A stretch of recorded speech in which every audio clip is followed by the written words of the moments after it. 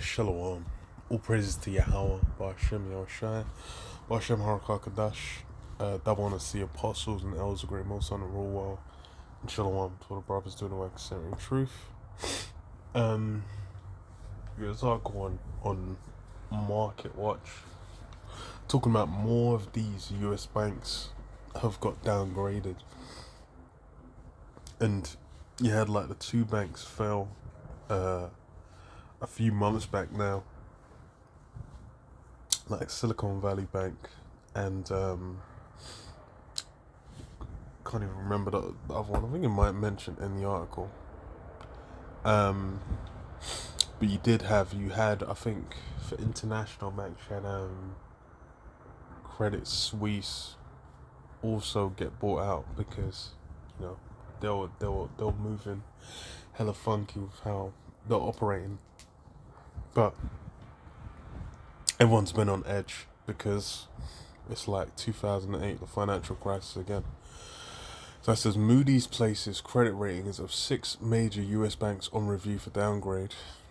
It says what Moody's Investor Services may downgrade its credit rating on 6 major US banks, including US Bancorp, State Street Corp, and Bank of New York Mellon Corp, and has downgraded its debt rating on several small and mid-sized banks as part of the credit rating agency's rash of rating actions on US banks late Monday. I remember, I think Moody's was in The Big Short, and they were saying I believe it was like they go to Moody's and show them like, yo, these mortgages are funky as all hell. These mortgages are a hot mess. And then Moody's was like, no, now they're great, blah blah blah. But then comes out they had to be fronting it like everything's good, everything's sweet, because if not, they get no business. So Moody's coming out likely means the general like all the other what they called rating agencies are in compliance, and really it means that these guys are ready to get cut off. So it's more, see this as that kind of consolidation before it switches up the system, or it could be part of the collapse that then makes going to the rice screen, going to the Karagma, incentivized, pushes it heavily.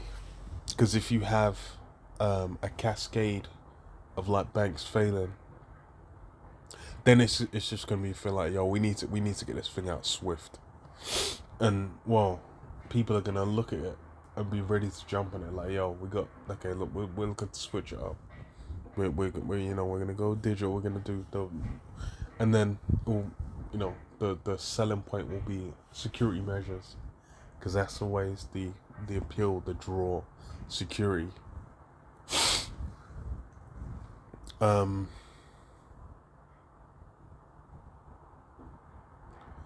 So the US banking industry rattled in March by the collapse of the Silicon Valley Bank and others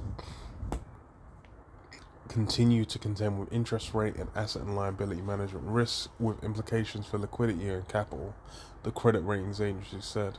In addition to US Bancorp, State Street, and Bank of New York Mellon, also on review for downgrade were Northern Trust Corp, Cullen/Frost Bankers Inc., and Truist Financial. Many banks' Q2 results show growing profitability pressures that will reduce their ability to generate internal capital as a mild recession looms and asset quality looks set to decline. So yeah, it's gonna get peak, and with banks crashing out, it's funny because like Silicon Valley Bank,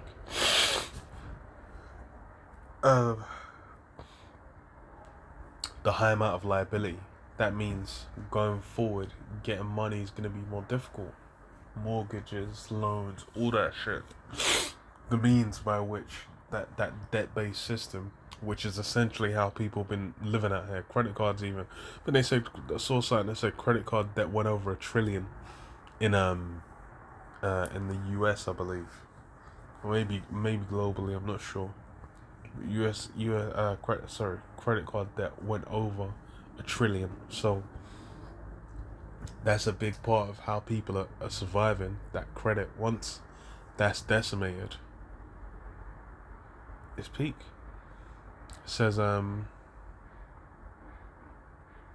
asset risk is rising, in particular for small and mid-sized banks with large CRE exposures or commercial real estate exposures.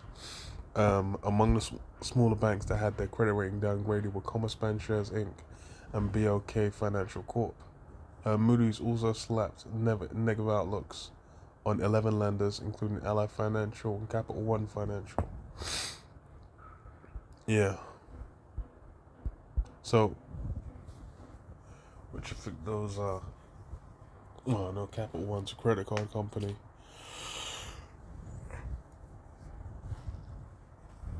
It shows all the cracks essentially have been formulated in the foundation of ESOL's monetary system. Now we're seeing it all basically come back, because it was, well, they're like I said, 2008. During then it basically crumbled, and then that fucked people over heavily. So now they have the what's it called? The fear of that, because that's what, like 15 years back. Now 2008, yeah, 15 years exactly when that started. So it's people are gonna have it fresh in their memory. People that are younger, that might have been started working, or trying to build up wealth from then. They know that it's night and day. The way the people were like in the 90s, even the early 2000s, able to make money, able to build up certain things was one thing. And then like now after that, it's been a myth. Like the housing crisis since has been wild. Like people out here fruit. You like all kinds of fruit. Saying you got to save for like 30, 40 years to get a down payment on to get on the housing ladder. That don't even make any sense. Like that's hopeless. Okay, Isaiah 30:1, it says, "Woe to rebellious children, saith the Lord Yahweh, that take counsel but not of me, and that cover with a covering but not of my spirit, that they may add sin to sin, that walk to go down into Egypt, and have not asked at my mouth, to strengthen themselves in the strength of Pharaoh, and to trust in the shadow of Egypt." And that's a big part of what Jacob doing, but then other nations as well. Even the heathen out here trusts in the shadow of Egypt. As far as for most people, they're just looking like, yo, Esau system set up in a way where everything I desire, is here. They're thinking this is the pinnacle of humanity. So then they're just down with whatever Esau pushes out. But then lo and behold, it's this is all gonna crumble. And that monetary system, which is a core part of how Esau got his rule, got his power, of how he establishes, of how he plays it out, of how he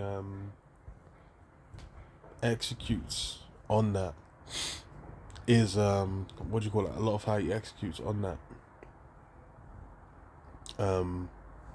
is through that monetary system. So it says, "Therefore shall the strength of Pharaoh be your shame, and the trust in the shadow of Egypt your confusion." Yeah, it will be a shame.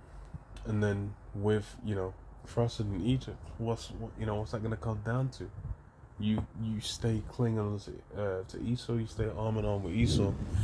You get down to the end of the line. What's there? You're gonna have that rice grain, and then if you're taking that, it's a wrap. Like you're done. Like you're set and done, man.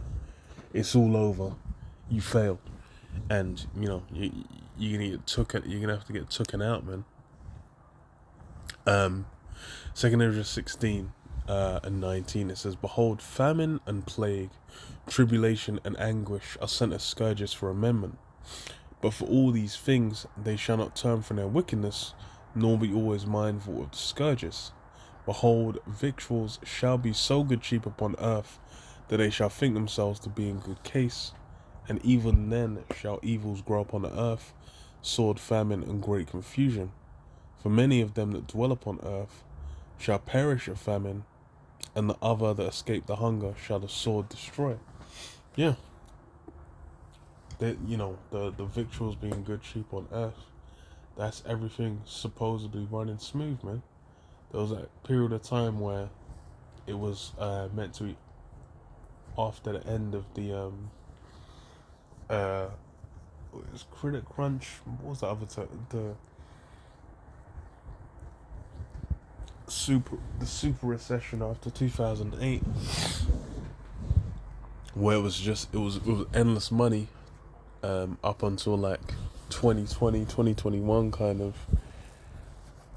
But then really it was from like 2020, it was supplemented basically just by money being pumped in, by what they call like the different financial programs basically dealing with a pandemic. So it was completely obviously artificial from that point on, because there was like no businesses running. But then cash money was flowing in, and people thinking, yeah, this is blessed, this is sick. But I always remember when I was working during then, there was a guy that was saying like, yeah, it's gonna be fucking peak when all this has to be paid back. And now people are feeling it, where it's all kinds of fucked up. Cost of living crisis, all energy crisis. There's variety, food crisis, but the war on top. It's peak. It's showing you, I always remember like the Illuminati card game. They had the card like combined disasters, and that's really what what it is, man. You ain't just got one thing going pear shaped. You got multiple. So Habakkuk 2 and 3, "For the vision is yet for an appointed time, but at the end it shall speak and not lie. Though it tarry, wait for it, because it will surely come, it will not tarry." Yeah.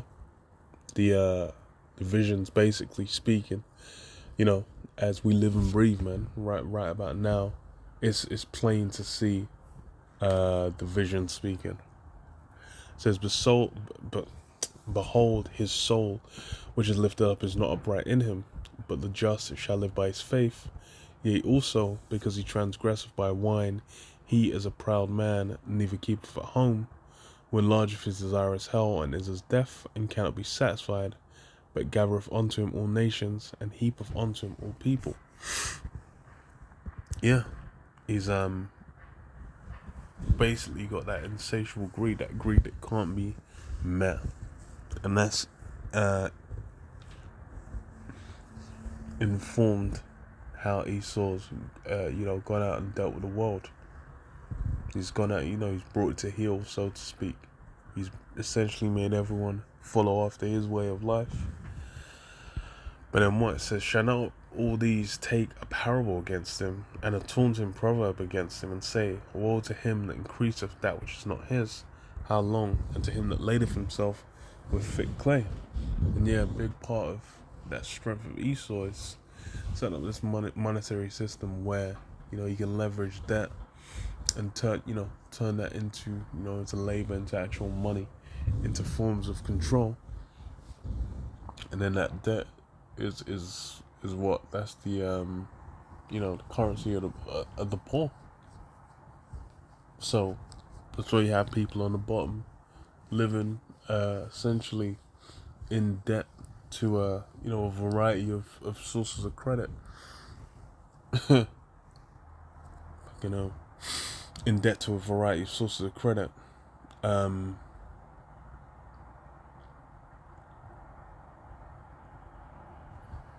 But then on the top, there, it's funny. You watch like these financial podcasts. You used to listen to one. And they'll say like, yeah, we don't say just don't use credit cards.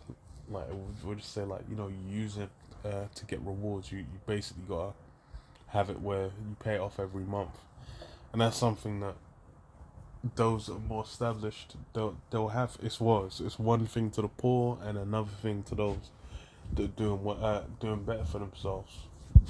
And that's how it is with a lot of things within Esau's system, where you're, you know, and he sets these things as aspirational for the nations to essentially climb towards.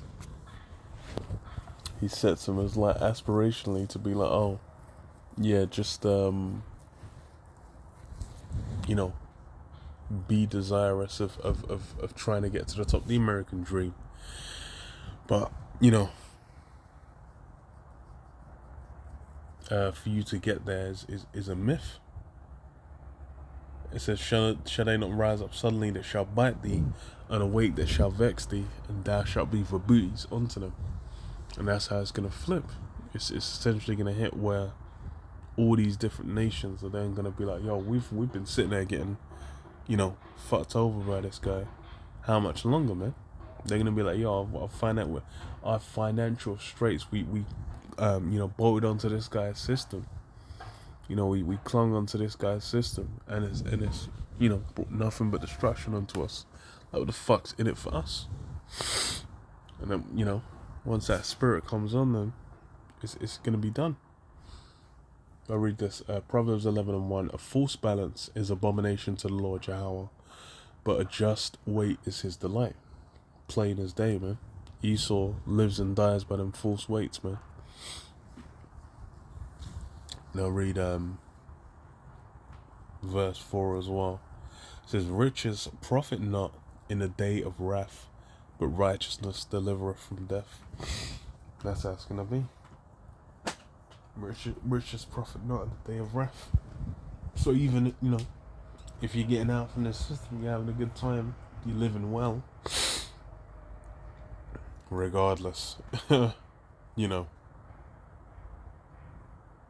that's not gonna grant you salvation, and then you're still gonna have to mess with that rice grain.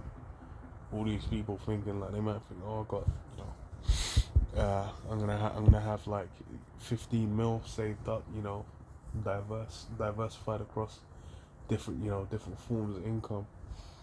That's you're gonna have one one charagma, one rice grain, really, if that's what you're looking to cling to, man. And then destruction comes with that. So yeah, I'll leave it there. Shalom, shalom. Yahweh shalom, shalom, shalom, shalom.